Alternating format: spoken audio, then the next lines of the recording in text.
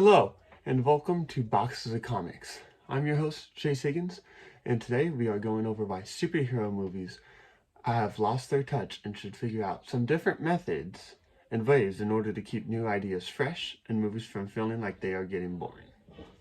This stands out because Hollywood might push out a lot of content but not focus on the source material or have a thought out plan of superhero movies that help them stay afloat from the writer's strike. With this in mind, let's dive in to some possibilities that the superhero genre may use in order to survive.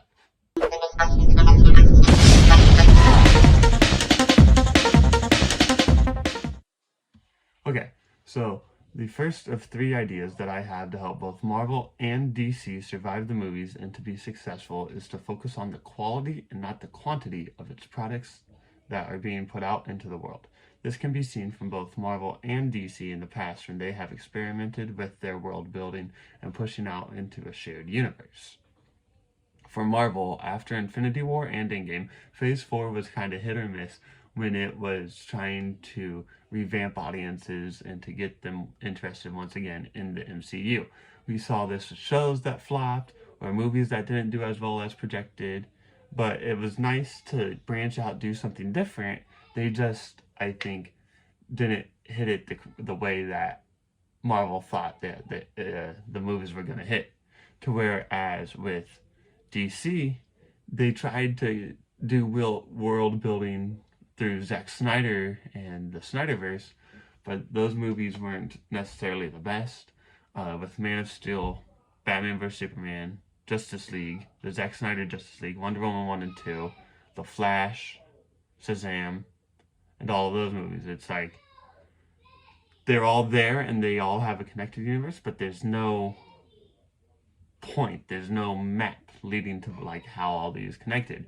So when both Marvel and DC are doing these things, I think it's important to take a step back, focus on the quality of each film, and find the best actors, the best writers, the best screenplay that can help advance each film and to make each film better. The second idea I have is to have the movies take inspiration from the comic books and use the original source material that the companies have created and put it done into the movies. For example, with Marvel, they're able to sell their big point movies based off of like comic books such as Captain America Civil War, Age of Ultron, Infinity War, Endgame, and like they all took a little bit of inspiration from the comic books and incorporated it into the movies. And I think if they continue to do that, it'll help not only like new people join the MCU, but also have like people that read the comic books growing up watch and enjoy the MCU. And I think this is something really that the DCU can use, as James Gunn said that he's going to use more of a fantasy aspect to it. So if James Gunn can find a way to like really bring out that comic source material and put it from comic book into DCU, the DC universe that he's creating, then I think it could be really helpful. He did mention that the DCU is going to be more fantasy-like than the MCU, which will be interesting. So I think there's a lot of aspects that you could pull from the comics and make it more fantasy, more lifelike. So I think that would be really good. Just as with DC trying to start their own movies, and they kind of used Flashpoint as the premise of The Flash, but they changed it. They made it Michael Keaton's Batman. They kind of just forced a lot of cameos down our throats that were unnecessary as an audience, and it wasn't as good as I thought it could be. The third and final thing I'm going to discuss is that there has to be more than just Marvel and DC releasing content about superheroes. Shows such as Invincible and The Boys are a great way to help expand the superhero genre and bring new elements and ideas to comic book lore, but it can't just be mom and dad. Like, there has to be other companies, if that makes sense. So if other films start making adult cartoons like Invincible or live action shows like The Boys. I think they could really help and expand the superhero genre, as not a lot of people read comic books anymore. They might read graphic novels here and there, but everything's so mainstream with streaming services such as Disney Plus, Hulu, Peacock, etc.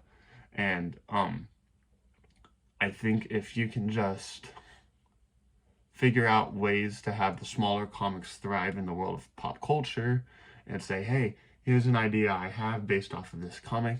Let's see if we put it into a animated or a live action series. I think that would be good. Such as throughout all the time of Justice League and all of those movies of DC superheroes coming out, we haven't had a cartoon solo animated Wonder Woman show, which is interesting to me. So I think like just having different aspects of characters that we know here and there, but then you could use the shows or the animation to appeal to a new audience and kids, or go into story points such as that were brought up in the comics. I think that would be really helpful. All in all, these three things can help ensure that the audience does not have superhero fatigue and are ensured to have an enjoyable time with each new product that is released by each company, whether that's Marvel, DC, Amazon Prime, Disney, Warner Brothers.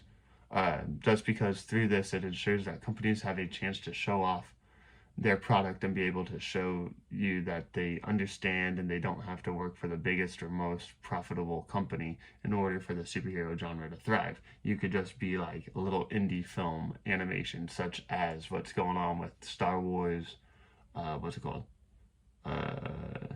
Star Wars Visions. Like, those are just small companies that have their own takes on Star Wars. So if Marvel and the superhero genre in general can like flip it and do something like that, I think that would be really cool. Because it can help lure in new members that may shy away from the norm of everyone enjoying this. So yeah, those are my three big things that I wanted to hit on the nose about why the superhero movies might be losing their magic and might not be doing as well in the box office as these companies might have assumed. But let me know your thoughts down in the comments. I'd love to chat with you, maybe bounce off a couple ideas or have you on a live stream.